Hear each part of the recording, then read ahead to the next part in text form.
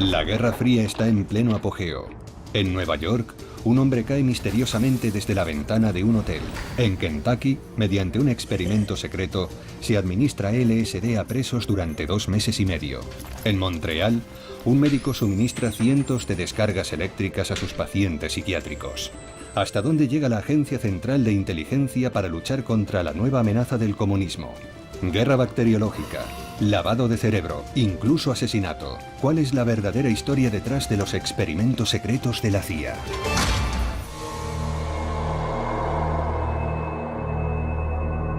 Secretos de la historia. Los experimentos secretos de la CIA.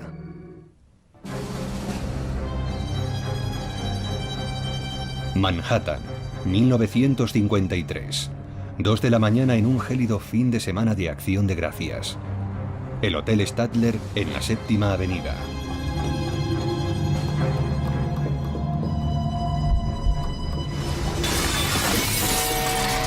Un hombre se precipita al vacío desde el 13º piso y muere. Armand Pastor, el encargado de noche del hotel, es el primero en llegar al lugar.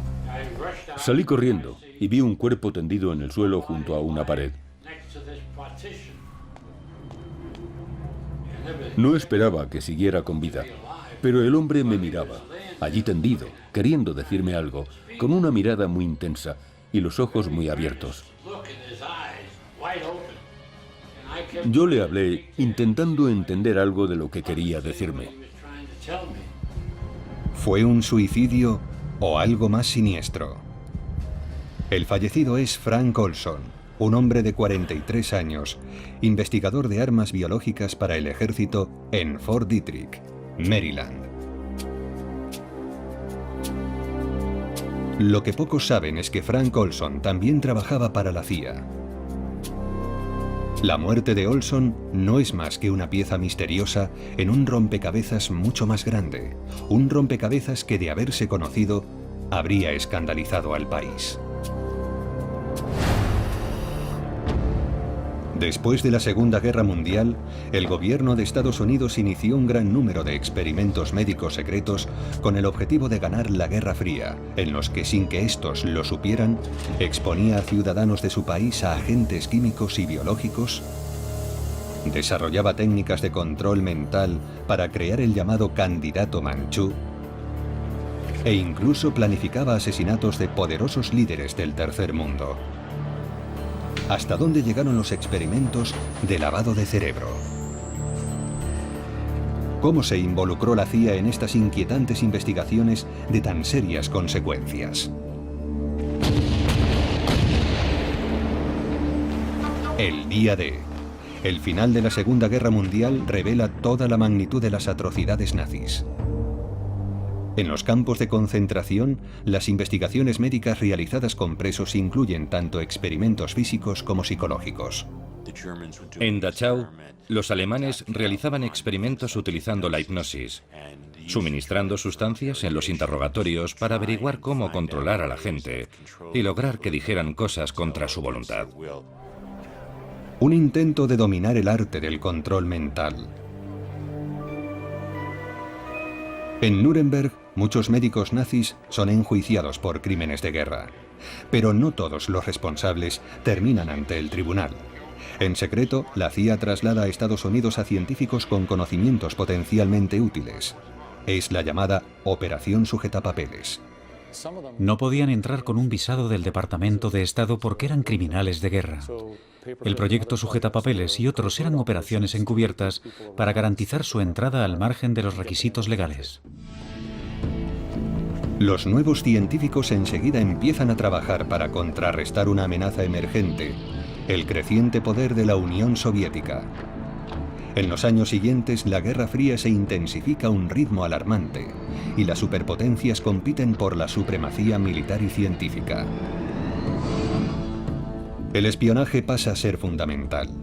La CIA se embarca en un programa multimillonario de investigaciones de alto secreto sobre el uso encubierto de materiales biológicos y químicos, una expresión inocua para una amplia gama de armas aterradoras y nada convencionales.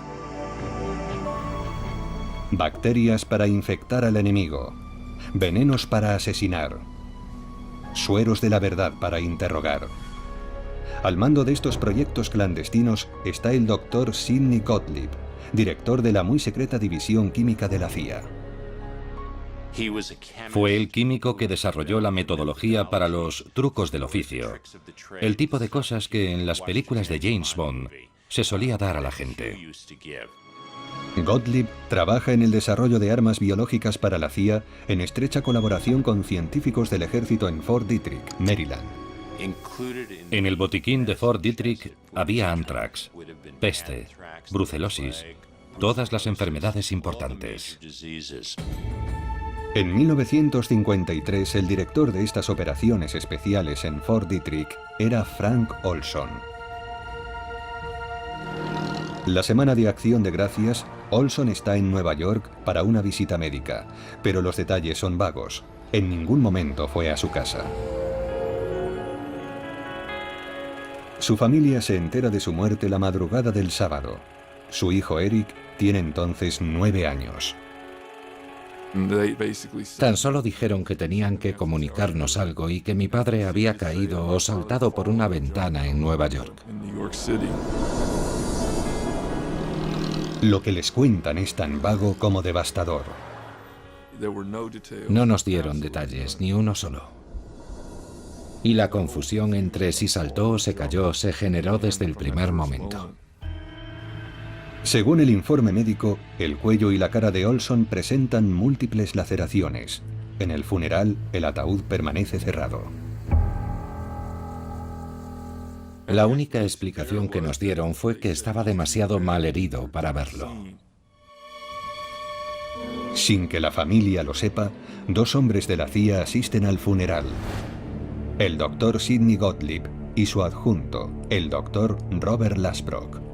Y hay algo que la familia de Olson todavía no sabe.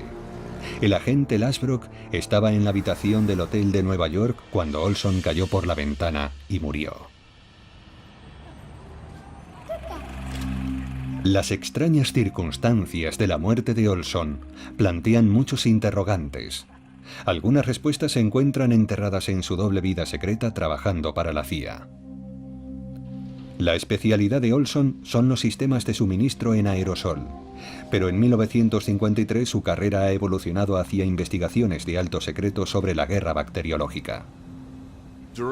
Durante los años que trabajó para el Estado, le dio muchas vueltas a lo que hacía y se planteó si estaba bien. La CIA y operaciones especiales del ejército planifican experimentos conjuntos para la dispersión de las nuevas armas biológicas. En más de una ocasión, simulan ataques a una ciudad entera. Uno de los objetivos, la metrópoli más poblada del país, Nueva York. El objetivo, evaluar lo fácil que es envenenar a una ciudad entera con una emisión de bacterias en la red del metro. Personal de Fort Detrick, haciéndose pasar por empresas de mantenimiento, se reparten por las salidas de ventilación del metro. Con total discreción, dejan caer bacterias inofensivas a las vías, mientras otros agentes esperan para tomar muestras a lo largo de la red. El viento generado por los trenes transporta rápidamente los gérmenes por los túneles e infecta toda la red del metro en cuestión de minutos. Con una sustancia más letal, un ataque similar a una ciudad enemiga sería eficiente y mortífero. La CIA no está sola en su esfuerzo por desarrollar nuevas armas contra los comunistas. Estados Unidos firma un acuerdo tripartito con Canadá y Gran Bretaña, los 3 países que trabajan juntos para ganar la Guerra Fría. Las investigaciones británicas sobre guerra bioquímica se llevan a cabo en la base militar de Porton Down, en el suroeste de Inglaterra. Durante los años 30 y 40, Porton Down era líder mundial en investigación bioquímica. Allí conocían el intento de infectar la red del metro de Nueva York. Hubo un intercambio constante de información y la presencia de uno o más científicos estadounidenses en Porton Down era bastante frecuente. En mayo de 1953, los científicos de Porton Down investigan uno de los agentes neurotóxicos más letales conocidos por el hombre, el sarín. Los experimentos se realizan con militares voluntarios, pero los jóvenes soldados no tienen ni idea de lo que están haciendo. En el tablón había un anuncio, escrito a máquina, que decía textualmente: se necesitan voluntarios para ayudar a encontrar una cura para el resfriado común. Los participantes recibirán una paga adicional. Yo no sabía nada de guerra bioquímica. Era increíblemente ingenuo. Al ofrecerse voluntario, Ken Earl se convierte en un confiado conejillo de Indias en la guerra contra la Unión Soviética. En Porton Down, el 4 de mayo, 2 técnicos les llevan a él y otros 5 hombres de las fuerzas aéreas a un cuarto muy pequeño. Los 2 hombres nos dijeron que nos remangáramos el brazo izquierdo para dejarlo al descubierto. Luego cogieron 2 trozos de tela y nos lo sujetaron al antebrazo.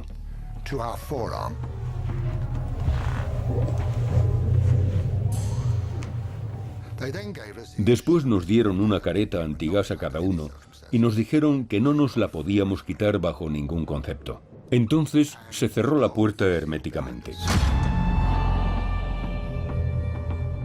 Era un cuartito muy pequeño. Y más tarde me enteré de que era una cámara de gas. Lo que te mete el miedo a la muerte en el cuerpo, desde luego. Y uno de los técnicos, con un vial y una pipeta, fue pasando de uno en uno y echando 20 gotas en 2 filas en el trozo de tela. Era un líquido transparente. Yo no sabía lo que era ni tampoco lo cuestioné.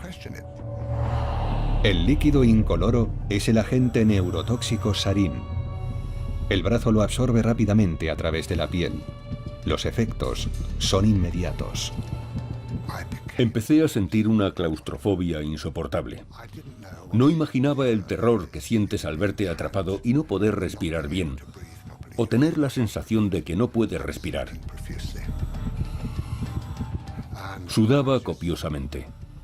Me encontraba muy mal, y aún hoy tengo pesadillas sobre aquello. Después de media hora nos dejaron salir, y salimos jadeando, resoplando y sudando al aire libre, a una hermosa y soleada mañana de mayo, la dicha más absoluta. ¡Qué maravilla estar vivo! La documentación correspondiente indica claramente que el objetivo del experimento es determinar la dosis letal de gas sarín. No tardan en obtener la respuesta. 2 días después hicieron exactamente lo mismo a otro grupo de 6 hombres. Sentado en mi silla había un joven de 20 años llamado Ronald Madison. Y la verdad, a los 45 minutos estaba muerto. La muerte más horrible que se puede imaginar. Echando espuma por la boca. Un hombre lo describió como si le salieran huevos de rana por la boca, una muerte terrible. Teniendo en cuenta las fechas de su pasaporte y anteriores visitas conocidas a Porton Down, hay muchas probabilidades de que Frank Olson fuera testigo del fatídico experimento.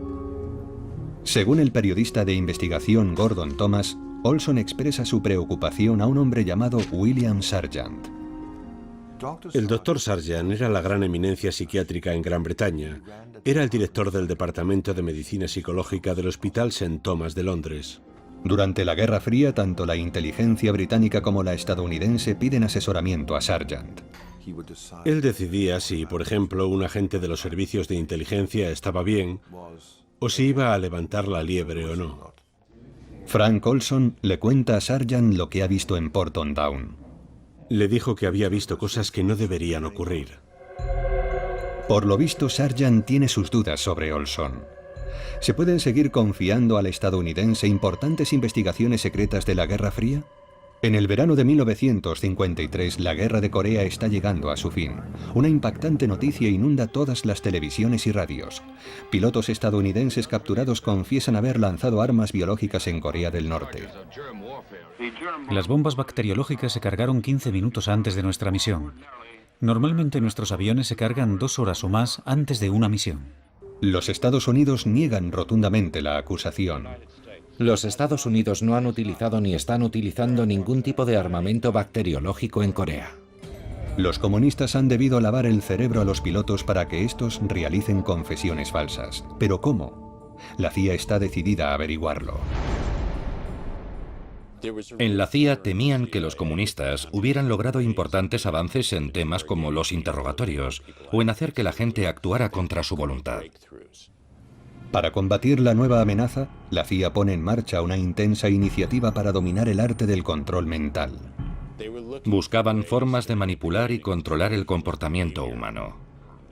Estudiaron sustancias químicas, técnicas como el electroshock. Una sustancia en particular llama poderosamente su atención: la dietilamida de ácido lisérgico, o LSD. Tenían la esperanza de utilizar esas sustancias para ablandar a la gente antes de interrogarla, o para programar mentalmente a alguien y prepararlo para realizar misiones. 10 años antes de su apogeo como droga de ocio, el LSD se convierte en el centro de los esfuerzos de la CIA en su búsqueda del suero de la verdad perfecto. Solo hay un problema técnico: encontrar los candidatos adecuados. Un hombre de la CIA me dijo que no podían probarlo con las amas de casa del norte de Virginia, que no estaría bien. Así que buscaron gente de la calle y encontraron prostitutas, presos, gente perteneciente a minorías, cuyas vidas en ese momento no tenían tanto valor para la CIA como las de otra gente. En el Centro Federal de Investigación de las Adicciones en Lexington, Kentucky, la CIA contrata al Dr. Harry Sisbel para estudiar los efectos de la exposición prolongada al LSD.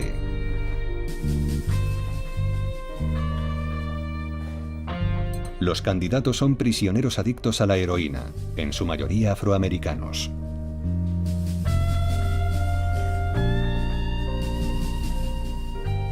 Lo que allí ocurría era de una falta de ética increíble. Tenían presos voluntarios a los que se les suministraba LSD como parte del experimento clínico, y después se les daba heroína como recompensa. En un experimento, los presos ingirieron dosis crecientes de LSD durante 77 días seguidos. El Dr. Isbell lo calificó como la demostración de tolerancia a un fármaco más asombrosa que había visto jamás. Muchas de esas cosas vulneran el más mínimo sentido común y cualquier tipo de ética médica. Cualquiera pensaría que es imposible que un médico experimente con drogadictos, primero dándoles alucinógenos y después, como recompensa, suministrándoles más drogas adictivas. Pero eso ocurrió. Está perfectamente documentado. Instituciones de todo Estados Unidos se apuntan a las investigaciones de la CIA, sirviendo patrióticamente a su país en la lucha contra el comunismo. Mientras la CIA estudia los efectos del LSD en el individuo, el ejército amplía sus investigaciones aplicándolas a batallones enteros. Este experimento con drogas alucinógenas se grabó en la década de 1950. Se les administraba LSD y se les daba la orden de marchar en formación. Y en lugar de permanecer en formación, se desviaban en distintas direcciones, riendo, bromeando, sin ningún tipo de orden. El ejército buscaba una sustancia capaz de incapacitar al enemigo durante breves periodos de tiempo sin matarlo. Y al principio el LSD parecía poder ser útil para ese propósito. Para estas pruebas se utilizan voluntarios militares que saben que están tomando las sustancias. La CIA tiene en mente una misión muy distinta: probar las drogas sin el conocimiento de los sujetos. Se le podía administrar LSD a un diplomático ruso en una fiesta para conocer su reacción. ¿Podrías reclutarlo después? Lo importante era que los sujetos no lo supieran. La CIA monta casas seguras en Manhattan y San Francisco. Contratan a prostitutas para atraer a posibles sospechosos y administrarles LSD. Utilizan a mafiosos locales que se hacen pasar por agentes enemigos con secretos que compartir. La CIA escucha, con la esperanza de que la fatídica combinación de chica guapa y drogas haga hablar al hombre. El agente de narcóticos Ira Feldman es responsable de encontrar a esos sujetos no voluntarios. Teníamos prostitutas para que fueran a hablar con los hombres y les pusieran algo en la bebida, que más tarde me enteré que era LSD, y así hacerlos hablar. 10 o 15 minutos después, hablaban hasta por las orejas, ya fuera de secretos de Estado, de narcóticos o de asesinatos. Pero en el apogeo de la Guerra Fría, interrogar a los mafiosos locales es solo un primer ensayo. El verdadero desafío radica en las operaciones en el extranjero, en las inmediaciones del telón de acero. La Europa occidental y la Europa del Este fueron las primeras en la lucha contra el comunismo. Si llegaba un desertor y querían probar en él una sustancia nueva, mandaban a alguien de la inteligencia estadounidense. En la Alemania ocupada, la CIA perfecciona sus técnicas para descubrir la verdad. Las posibles víctimas para los interrogatorios son infinitas. Científicos desertores con valiosa información que compartir. Presuntos agentes dobles que venden secretos a los comunistas. Para la CIA, todos son carne de cañón. A una persona la llevaban a una casa en una ubicación segura. Allí la mantenían durante unos días, privándola quizá del sueño y de alimentos. Seguramente le administrarían alcohol, barbitúricos, alucinógenos u otras sustancias, y luego le aplicaban una serie de técnicas en los interrogatorios. Con el fin de probar estas técnicas a conciencia, la CIA debe llevar los interrogatorios hasta el horrible final. La expresión que la CIA utilizaba era experimentos terminales, para referirse a experimentos que conducían a la muerte o graves lesiones del interrogado. Entre los testigos de estos experimentos está Frank Olson, el científico de Fort Detrick. Su pasaporte muestra varios viajes a Alemania, uno en el verano de 1953. Lo que ve le perturba profundamente. De vuelta a Estados Unidos, Olson pasa por Inglaterra y allí visita una vez más a William Sargant, el asesor de inteligencia. Sargant me dijo textualmente que cuando Frank volvió aquella vez estaba muy diferente, que estaba como muy excitado, enfadado, molesto. William Sargant está convencido de que ahora la CIA tiene un grave problema. Los secretos de la Guerra Fría ya no están seguros en manos de Frank Olson. Así que cuando Olson despega de la base de la RAF en Northolt para volar de regreso a Washington, Sargant llama a su director en el MI6 y le dice: tenemos un problema. Seguramente la información fue pasando por la cadena de mando hasta llegar por fin a Washington. Cuando su marido regresa, Alice Olson nota un importante cambio en él. Aquel verano, cuando mi padre volvió, mi madre dijo que sabía que estaba muy afectado. Es probable que Olson fuera testigo de experimentos de alto secreto que pocos dentro de la CIA sabían que existían. Frank Olson tenía mucha información de primera mano sobre asuntos de alto secreto relacionados con armas y sustancias biológicas. Y, como tal, habría sido una importante fuente de preocupación si hubiera empezado a contar públicamente lo que sabía. Como director de las investigaciones sobre control mental, Sidney Gottlieb es el único que está al corriente de todo lo que sabe Olson. Si Olson está compartiendo secretos de Estado, Gottlieb necesita saberlo, y decide llevar a cabo un pequeño experimento por su cuenta. El Hotel Deep Creek Lodge en Maryland. Miércoles, 18 de noviembre de 1953. Frank Olson y 6 colegas de operaciones especiales en Fort Detrick asisten a una reunión clandestina. Allí se les unen representantes de la CIA, entre ellos Sidney Gottlieb y su adjunto, Robert Lasbrock. La invitación, que por alguna asombrosa razón aún tenemos, describe la tapadera de la reunión. Un grupo de periodistas que se reúnen en un bosque para hablar de periodismo de fauna y flora. Según los documentos de la CIA, la noche del jueves después de cenar, Gottlieb echa una pequeña cantidad de LSD en una botella de Cointreau.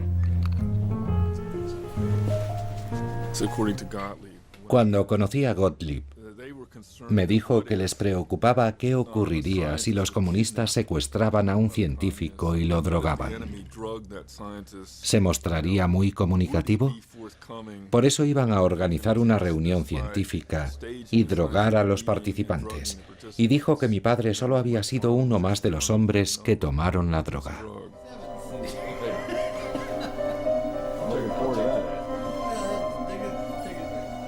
Supuestamente, todos los científicos presentes, excepto 2, están drogados sin saberlo. 20 minutos más tarde, Gottlieb les cuenta lo que ha hecho, y la reunión se va deteriorando a medida que el narcótico va haciendo efecto. Pero lo que ocurre después sigue sin estar nada claro. Algunos creen que Olson es interrogado. Cuando vuelve a casa, está profundamente afectado. No estaba alucinado ni nada por el estilo, sencillamente estaba serio y disgustado. Dijo que había cometido un tremendo error y que había decidido que quería dejar su trabajo. En lugar de aceptar la renuncia de Olson, su jefe le envía a Nueva York para una terapia psiquiátrica. Va acompañado de Robert Lasbrock, de la CIA. Sin embargo, el médico que le atiende, Harold Abramson, no es psiquiatra, sino un especialista en alergias que ha estado experimentando con LSD para las investigaciones de la CIA sobre control mental. Las notas del médico revelan varias visitas de Olson a lo largo de la semana. El viernes por la tarde, Olson llama a casa a su esposa, Alice. Dijo que se encontraba mucho mejor, que solo quería tranquilizarla y que tenía ganas de verla al día siguiente. Pero a las 2 de la madrugada del sábado, Frank Olson cae desde el 13º piso del hotel y muere.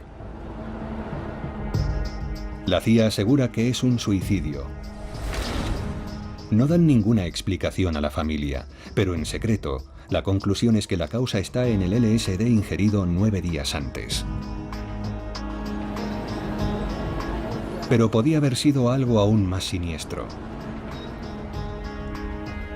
Según el encargado de noche, inmediatamente después de la muerte de Olson, el telefonista del hotel oye cómo Lasbrock llama al doctor Abramson.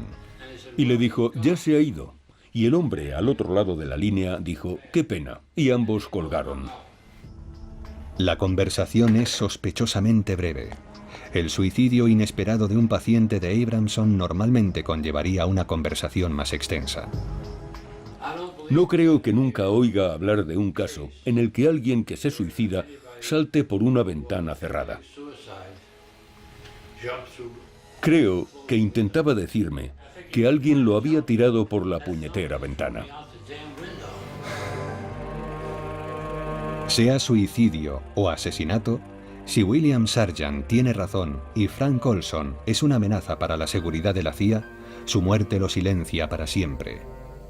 Los experimentos secretos de la CIA permanecen a salvo, por ahora.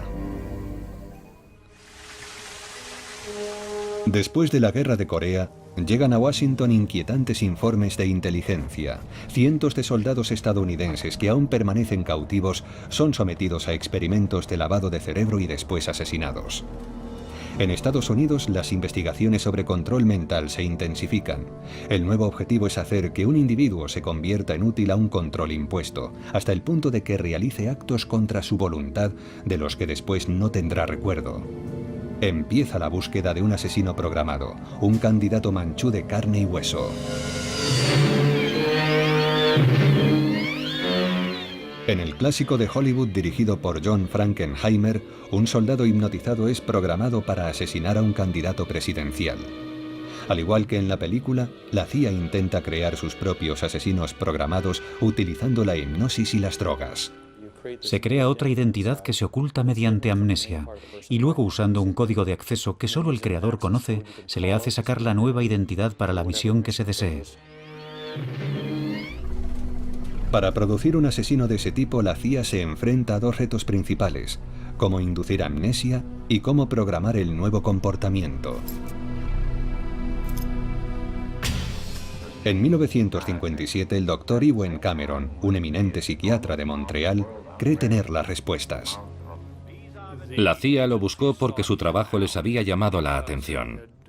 En particular, 2 de sus técnicas: el electroshock intensivo y lo que él llamaba conducción psíquica. Cameron aplica sus técnicas bajo la apariencia de una terapia normal.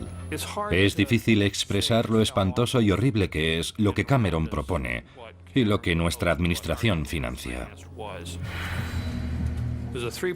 Era una técnica en 3 partes que empezaba con el intento de eliminar pautas de comportamiento anteriores. Esto se lograba administrando repetidamente intensas descargas eléctricas hasta que el paciente dejaba de convulsionar. Después, Cameron hace escuchar al paciente mensajes grabados a través de unos cascos sujetos a la cabeza. Esa conducción psíquica les obliga a escuchar los mensajes grabados interminablemente durante semanas para programar un nuevo comportamiento. La última fase consistía en intentar borrar todo recuerdo de lo ocurrido, lo que se conseguía haciendo dormir al paciente durante 30 o 40 días, en los que se le administraban distintas combinaciones de fármacos. Eso no es ningún tipo de terapia. Son experimentos de lavado de cerebro. Desde que los griegos empezaron a pensar en la ética médica, la primera regla fue no hacer daño. Es una regla que Cameron infringió. Durante 4 años, la CIA financia todo el trabajo de Cameron con la esperanza de usar sus técnicas para crear un asesino programado. Psiquiatras de todo el país, en hospitales, cárceles e incluso en algunas de las mejores universidades también están en la nómina de la CIA.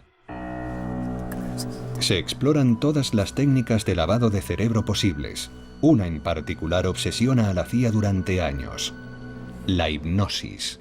Una de las cosas que la CIA quería saber era si se podía dar a una persona bajo hipnosis la orden de asesinar a otra. Eso habría sido un candidato manchú. Pero el asesino no debe recordar lo que ha hecho.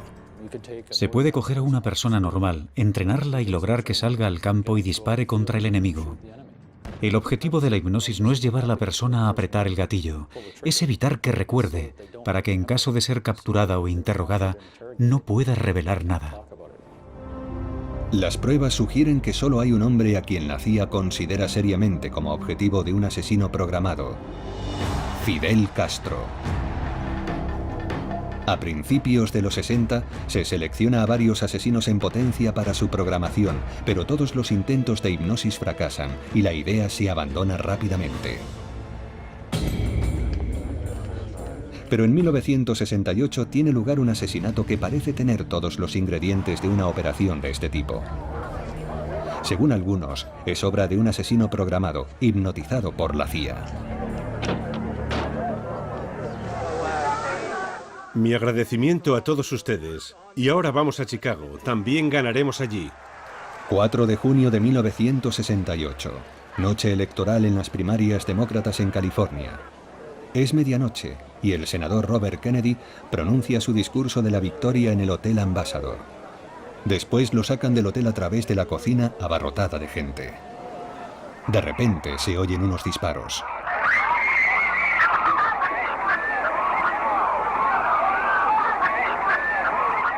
«26 horas más tarde, Robert Kennedy es declarado muerto. Mientras se llevan a su atacante, el joven Sirhan Vishara Sirhan, de 24 años, varios testigos reparan en su extraña actitud, como si estuviera en trance. Parecía estar como en un sueño. No recordaba ninguno de los detalles de lo que acababa de hacer ni podía explicarlo. Le dijeron lo que había hecho y se quedó estupefacto. La aparente pérdida de memoria de Sirhan es aprovechada por los defensores de la teoría de la conspiración. Están convencidos de que es un candidato manchú hipnotizado por la CIA para asesinar a Kennedy y la culminación de 2 décadas de investigación de control mental. ¿Pero por qué quiere la CIA a Robert Kennedy muerto? El abogado de Sirhan cree que hay 3 motivos. El primero, Vietnam. Bob Kennedy estaba radicalmente en contra de la guerra de Vietnam.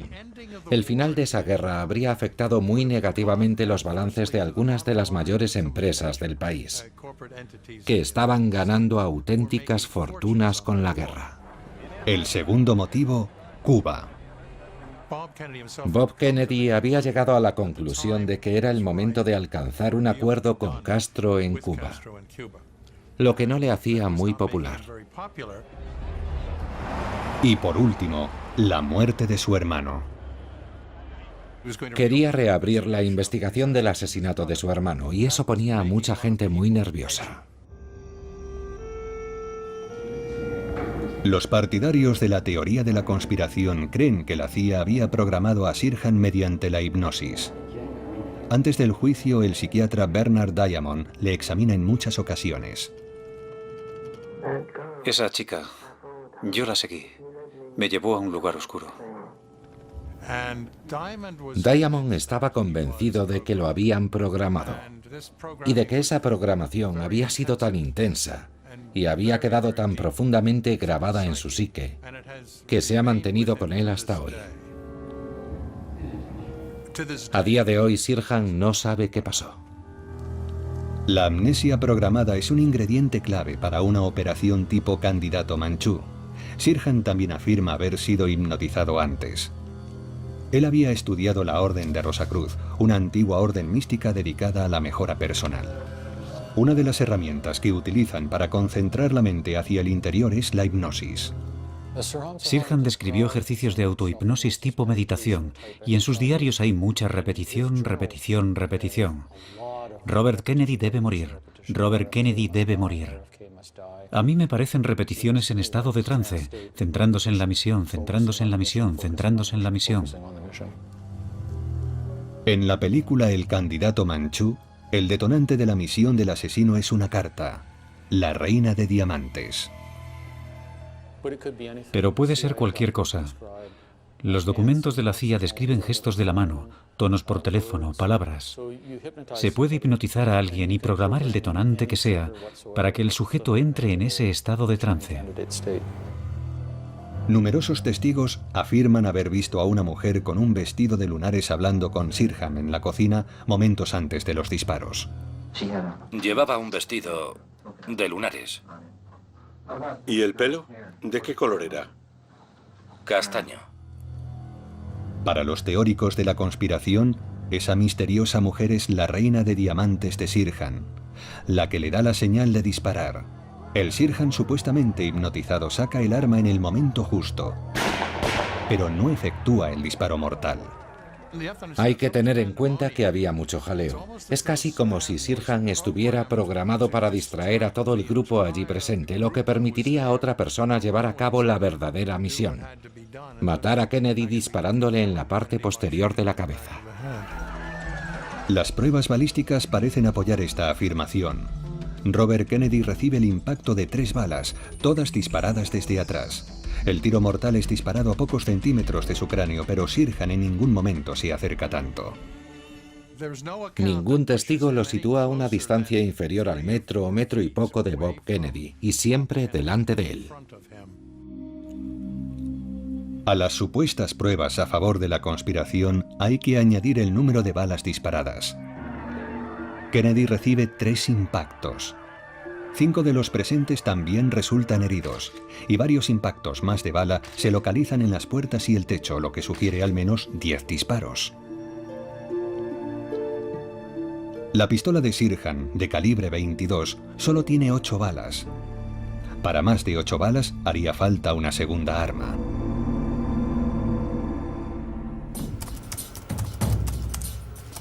El historiador Mel Leighton ha pasado años investigando el asesinato.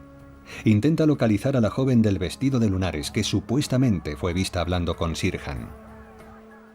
Después de repasar las imágenes tomadas aquella noche en el Hotel Ambassador, he aislado la imagen de una joven con un vestido de lunares, de pie junto a un hombre que se parece a Sirhan. Pero no es él. Es posible que las declaraciones de los testigos sobre una joven con un vestido de lunares con Sirhan sean una confusión de identidad. Leighton cree que Sirhan pudo haber disparado a Kennedy de cerca por detrás, incluso estando situado a 1 metro delante del senador. Cuando Kennedy se abría paso entre la multitud por la cocina, en un momento dado se volvió hacia su izquierda para dar la mano a los trabajadores. Kennedy estira el brazo, presentando a Sirhan el lado derecho de su cuerpo. A Robert Kennedy le disparan bajo la axila, porque evidentemente estaba levantando el brazo derecho como reacción defensiva, y después el arco de la pistola iba siguiendo la cabeza de Kennedy mientras éste se desplomaba.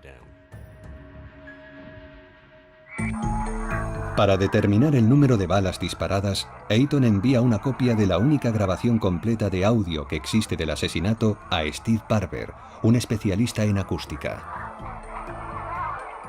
Y de repente oigo pam, pam, pam. Y después un grito agudo de mujer, un grito terrorífico, justo después de los disparos.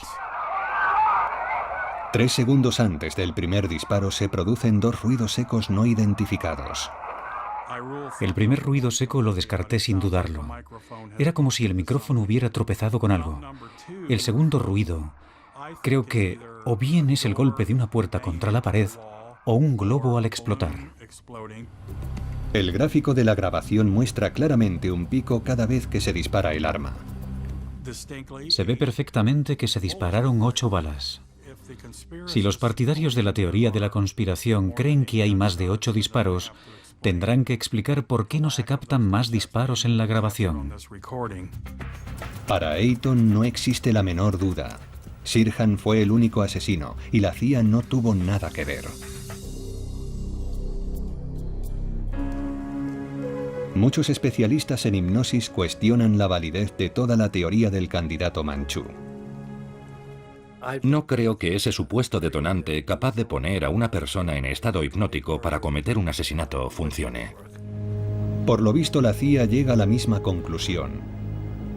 En 1968, después de invertir millones de dólares, la agencia abandona las investigaciones para programar un asesino hipnotizado, tras llegar a la conclusión de que es inviable. No renuncias a tu voluntad. No te conviertes en un ingenuo, un chivo expiatorio o un autómata sin voluntad, a pesar de algunas creencias populares que así lo creen. En 1972, Sidney Gottlieb pone fin a las investigaciones de la CIA para el control biológico y químico de la conducta humana, alegando su peso cada vez menor en las operaciones clandestinas. El pueblo estadounidense sigue completamente ajeno a la existencia del programa de control mental de la CIA. Pero el 11 de junio de 1975, el periódico Washington Post publica un artículo sobre un científico civil que tomó LSD sin saberlo y se tiró por la ventana de un hotel de Manhattan. No se mencionan nombres, pero los Olson reconocen inmediatamente la historia de la muerte de su padre 22 años antes. Deciden denunciarlo públicamente. Allí están las principales cadenas de televisión del país, y los Olson añaden el nombre de Frank Olson a la lista de víctimas de la CIA. La fuente del artículo que describe la muerte de Frank Olson es el informe de la Comisión Rockefeller. Consecuencia del escándalo Watergate, es una investigación presidencial sobre actividades ilícitas de la CIA dentro del país. La familia Olson decide demandar a la agencia por el homicidio involuntario de su padre. Su muerte fue el resultado de una negligencia y unas ilegalidades de la CIA a una escala difícil de imaginar. Y a los 10 días estábamos sentados en el despacho oval de la Casa Blanca recibiendo una disculpa del mismísimo Gerald Ford. La familia recibe una indemnización de $750.000 por la muerte de Frank Olson. Espoleado por lo publicado en los medios de comunicación, el Congreso pone en marcha su propia investigación sobre la CIA, presidida por el senador Frank Church. Sidney Gottlieb y Robert Lasbrock son llamados a testificar. Había, por supuesto, afirmaciones o ideas sobre todo lo que quizá podría hacerse con la hipnosis. Un pequeño proyecto en el que un hipnotizador realizó unos experimentos principalmente para ver las posibles limitaciones de la hipnosis. ¿Se puede conseguir que una persona haga bajo hipnosis algo que normalmente no haría? Las revelaciones son escalofriantes. La CIA había contratado a 80 instituciones para proyectos de investigación de control mental, con un coste para el contribuyente equivalente a $30 millones actuales. El comité llega a la conclusión de que la CIA ha mostrado un desprecio intolerable hacia el valor de la vida humana. El exdirector de la CIA, Richard Helms, revela que en 1973 dio órdenes a Sidney Gottlieb de destruir todos los informes relacionados con los experimentos de control mental. pero algunos consiguieron escapar de las garras de la trituradora.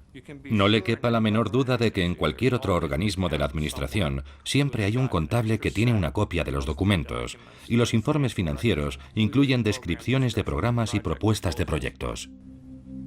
Entre los documentos desclasificados por la CIA hay varios informes internos escritos inmediatamente después de la muerte de Frank Olson. Los documentos describen el incidente en el hotel Deep Creek Lodge como un experimento leve con una dosis muy pequeña de LSD, cuyos blancos son todos los hombres presentes excepto 2. Por lo visto, nadie tuvo una reacción anormal a la droga. Pero también hay un informe de Harold Abramson, el asesor de la CIA que vio a Olson la semana siguiente. Según él, el experimento se diseñó específicamente para atrapar a Frank Olson. Las contradicciones obsesionan a Eric Olson durante años. Está convencido de que ha habido algo más. En su búsqueda de respuestas, decide por fin preguntar al único hombre en quien sabe que puede confiar, su padre. Cuando la retroexcavadora empezó a cavar, era una mañana de principios de junio de 1994, pensé, sí, por fin vamos a aclarar todo esto. El catedrático forense James Stars supervisa el proceso de exhumación. El cuerpo estaba, ¿cómo diría yo?, excepcionalmente bien conservado. Una cosa queda clara enseguida. No había indicios de laceraciones en la cara ni en la cabeza. Lo que contradice explícitamente el informe médico y la versión que la CIA da a los Olson. Había algo más que la CIA no quería que viera la familia. Lo que sí está presente, pero no se menciona en el informe médico, es una fuerte contusión encima del ojo izquierdo. Pero Olson golpeó el suelo primero con los pies y después cayó hacia atrás. Puede ser que alguien, tal y como habíamos supuesto, primero le golpeara en la cabeza, dejándolo incapaz de protegerse, y después hiciera lo inevitable, tirarlo por la ventana. Si eso es cierto, Frank Olson fue asesinado. Durante su investigación, Eric Olson hace un descubrimiento inquietante. El mismo año de la muerte de Frank Olson, la CIA publica su primer manual del asesinato. El manual del asesinato especifica la mejor forma de matar a alguien y hacer que parezca un accidente. Para ellos, la mejor forma de hacerlo es una caída desde una ventana alta como mínimo a 22 metros. Y dice, primero hay que dejar al sujeto sin sentido con un golpe en la sien justo encima de uno de los ojos, antes de lanzarlo al vacío. La descripción coincide al 100% con lo que encontramos y lo que interpretamos a partir de los restos del Dr. Olson. Creo que a Frank Olson lo arrojaron por la ventana de forma intencionada, deliberada, con malicia y con premeditación. Pero el periodista de investigación John Marks discrepa. He dedicado muchísimo tiempo a investigar este asunto y nunca he encontrado ninguna prueba de que Olson fuera empujado por la ventana. Hay que aceptar que cuando realizas ese tipo de trabajo para el Estado, que es ilícito e inmoral, tienes que estar preparado para aceptar las consecuencias, que incluyen la eliminación de personas problemáticas. ¿Qué otra tapadera se puede presentar aparte del suicidio? En la lucha contra el comunismo, el Estado sacrificó los derechos de muchos individuos. Cuando el catedrático Stars preguntó a Sidney Gottlieb sobre los experimentos secretos de la CIA en seres humanos, Gottlieb afirmó que hoy volvería a hacer lo mismo. Me dijo, lo que usted no sabe es que yo tenía la seguridad del país en mis manos. Durante la Guerra Fría parecía que casi todo estaba justificado, y si estabas en contra, no eras un patriota. En el clima de la Guerra Fría, o en toda la historia humana, la idea básica es que la guerra es terrible. Y hay que hacer muchas cosas terribles por las que mucha gente muere o resulta herida. Pero lo justificamos porque tenemos que hacer lo que sea para proteger este país. Esta es una de nuestras contradicciones como sociedad. ¿Qué podemos justificar en nombre de la seguridad nacional? ¿Podemos justificar las atrocidades médicas? Por lo visto, sí.